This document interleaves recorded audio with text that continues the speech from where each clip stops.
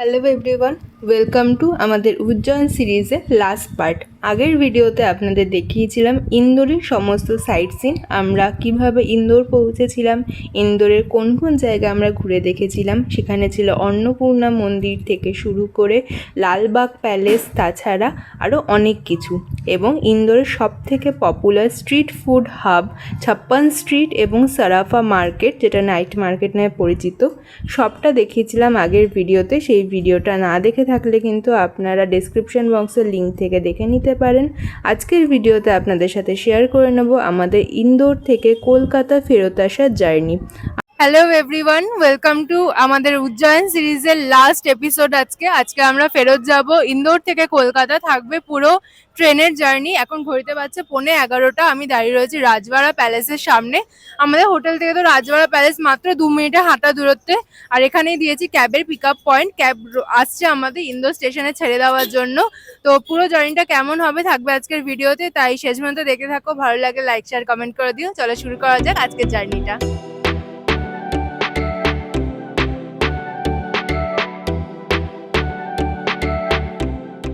চলে এসেছি ইন্দোর স্টেশন। মাত্র কিন্তু হাতে গুনে সময় লাগলো 5 মিনিট।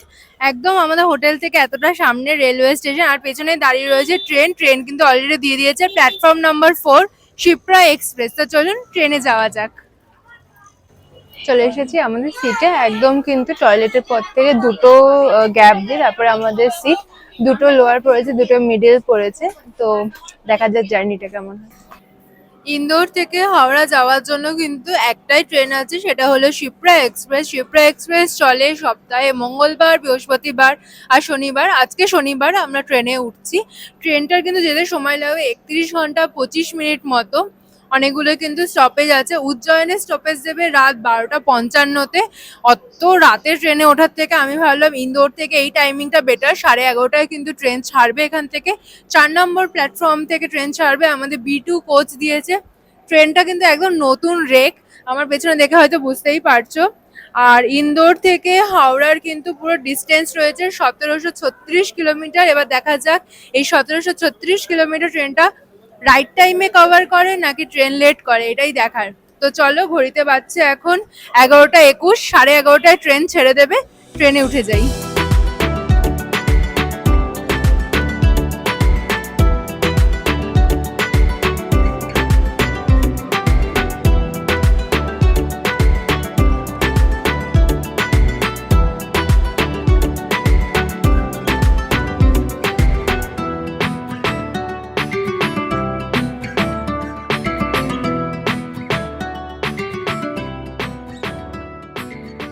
রাতের ট্রেন উজ্জয়নে দাঁড়িয়েছিল, সেখান থেকে কিন্তু প্রচুর প্যাসেঞ্জার আমাদের ট্রেনে উঠেছে। মেনলি দেখলাম সবাই উজ্জয়ন থেকেই উঠেছিলেন। এরপরে কিন্তু আমাদের ট্রেন আরও 2-3টে স্টেশনে দাঁড়িয়েছিল, যেহেতু রাত হয়ে গেছিলো কোনো ক্লিপ নেওয়া হয়নি।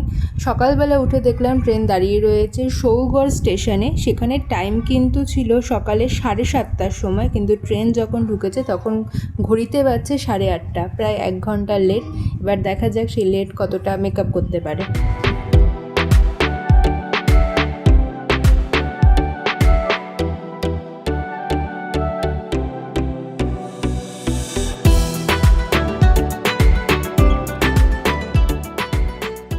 সৌগড়ে ট্রেনের 5 মিনিট মতো হোল্ড ছিল। এরপরে ট্রেনে পড়বে দুখানা স্টপেজ, পাথারিয়া আর দামো, দুটোতেই 2 মিনিট করে স্টপেজ। এবং তারপরে আসবে এখানকার ওয়ান অফ দ্য একটা বড় স্টেশন কাটনি মুরবাড়া, যেখানে 10 মিনিটের মতো হল্ট আছে। আপনারা দেখে বুঝতেই পারছেন এই মাঝের স্টেশনগুলো একদমই ছোট ছোট স্টেশন, সেরকম কোনো ব্যবস্থাই ছিল না। তাই আমরা ট্রেন থেকেও আর নামিনি, জানলায় বসে সেই সমস্ত প্রকৃতি উপভোগ করছিলাম।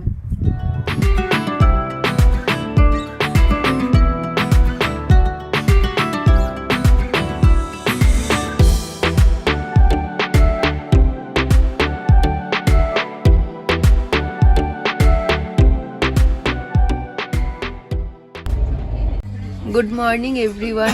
সকালবেলা তো ঘুম থেকে উঠে দেখলাম ট্রেন প্রায় 1 ঘন্টা লেট চলছে। এখন দাঁড়িয়ে রয়েছি কাটনি মুরবাড়া স্টেশন। আমাদের 660 কিলোমিটারের জার্নি কিন্তু কমপ্লিট। এইখানে দাঁড়ানোর সময় ছিল সকাল 10টা 15, কিন্তু এখন বাজছে 11টা 10। এখানে 10 মিনিটের কিন্তু হল্ট আছে। কাটনি মুরুয়ারা স্টেশনে দেখলাম বাইরে একটা দোকান রয়েছে যেখানে মোটামুটি চিপস বিস্কুট থেকে শুরু করে কিছু খাবারের জিনিসও বিক্রি হচ্ছে। তো সব মিলিয়ে দেখা যাক এরপর ট্রেন কতটা লেট করে না কি করে।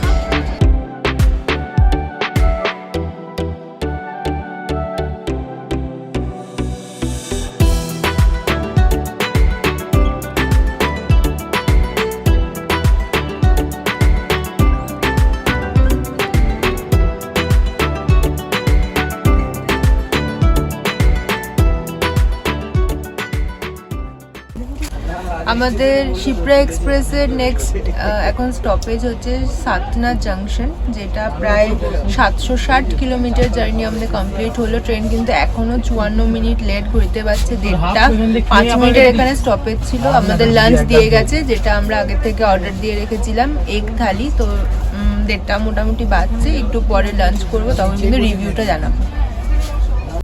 সাতনা জাংশনে আমাদের খাবার অর্ডার করা ছিল। এবার সেখানে আমরা একটা রোস্ট চিকেন অর্ডার করেছিলাম, অনেকটাই কিন্তু কোয়ান্টিটি দিয়েছে অলরেডি। এবার আমি ট্রাই করে দেখি, সাথে কিন্তু ভিনিগার দেওয়া পেঁয়াজ দিয়েছে।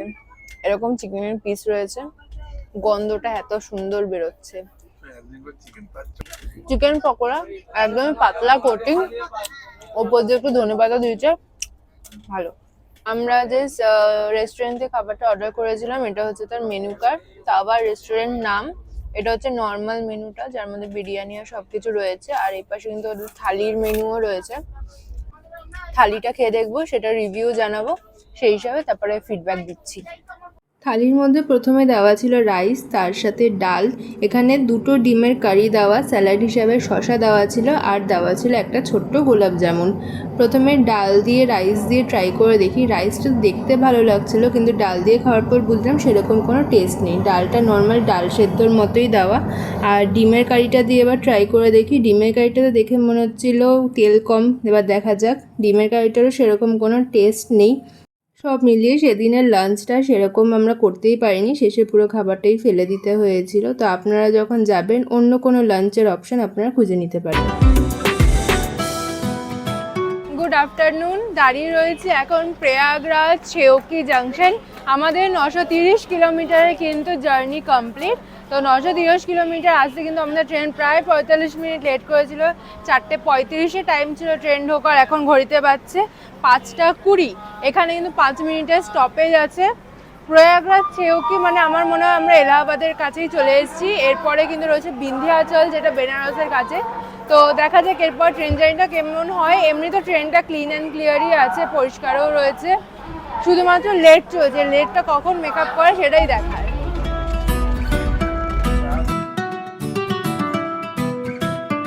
প্রয়াগরাজ স্টেশন ক্রস করার পর একটু পরে দেখলাম একটা বিশাল বড় মাঠ জুড়ে পুরো সোলার প্যানেল বসানো। ট্রেনটা অনেকক্ষণ ধরে এই সোলার প্যানেলের পাশ দিয়ে ক্রস করে যাচ্ছিল। অত বড় ভিডিও তোলা সম্ভব না, কিন্তু দেখে বেশ অবাক হলাম যে এত বড় একটা এরিয়া জুড়ে সোলার প্যানেল। আমাদের এখানে তো খুব একটা দেখা যায় না, তাই দেখে কিন্তু বেশ অবাক হয়েছিলাম আমরা সবাই। আপনারাও হয়তো দেখে বুঝতে পারছেন। সূর্যও প্রায় ডুবে গেছে, সন্ধে হয়ে গেছে, আর আমাদের ট্রেন কিন্তু এগিয়ে চলেছে লেটের সাথেই। গুড ইভিনিং সবাইকে। দাঁড়িয়ে আছি এখন দীনদয়াল উপাধ্যায় স্টেশন, যেটা আগে মুঘলসরাই নাম ছিল।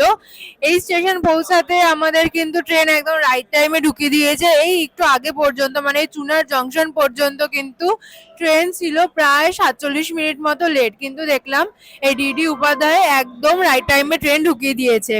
আমাদের এই 1073 কিলোমিটার জার্নি কমপ্লিট হলো। এখন বাজছে ঘড়িতে 8টা, মানে প্রায় বিফোর টাইম কিন্তু ট্রেন চলে এসছে।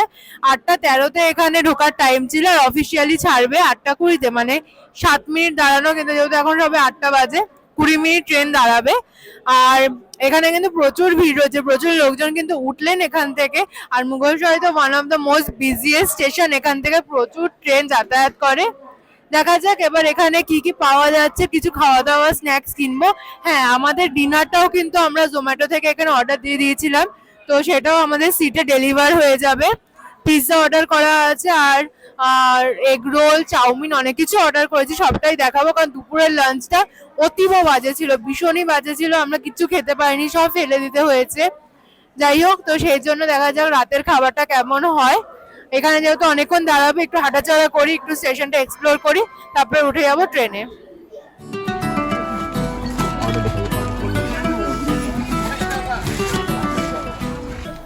আমাদের ফার্স্ট খাবারটা ডেলিভার হয়েছে, খুব সুন্দর কিন্তু প্যাকেট করে দিয়েছে, তার উপর একটা খুব সুন্দর একটা নোট লিখে দিয়েছে দেখলাম। এটার মধ্যে পিৎজা রয়েছে, তো খুলে দেখা যাক। পিৎজার ভেতরে টমেটো কেচাপ দেওয়া আছে, চিলি ফ্লেক্স আছে, আর অরিগানো আছে, আর টিস্যু, অ্যাজ ইউজুয়াল টিস্যু। এর মধ্যে রয়েছে 2 পিস চিকেন উইংস আছে, আর এই হচ্ছে পিৎজা। পিৎজার বক্সটা খুব সুন্দর, মানে ফার্স্টে ভাবছিলাম ডমিনোস থেকে অর্ডার করব, তো দেখলাম এদের রেটিংটা বেশ ভালো, মানে এখানকার পপুলার, তো এখান থেকে ট্রাই করি। ডমিনোস সবসময় খাই। বাহ, 9 ইঞ্চের পিৎজা ছিল, তো সাইজটা তো ঠিকই লাগছে।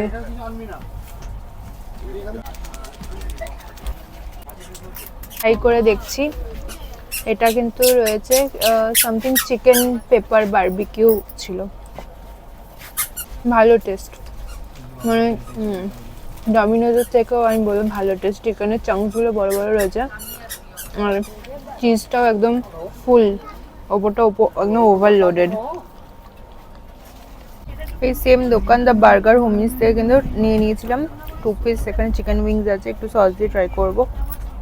মানে একটু সফট হয়ে গেছে, সগি হয়ে গেছে, অনেকক্ষণ ধরে ছিল বলে। একটু ক্রিস্পি হতে খেতে ভালো লাগতো বেশি, কিন্তু স্পাইসি আছে ওই জন্য ভালো। কিন্তু পিৎজাটা বেস্ট, পিৎজাটা দারুণ। যারা এই রুটে যাতায়াত করবেন, দীনদয়াল উপাধ্যায়ে দাঁড়াবেন, তারা কিন্তু এই দ্য বার্গার হোমিস থেকে পিৎজা অবশ্যই ট্রাই করবেন।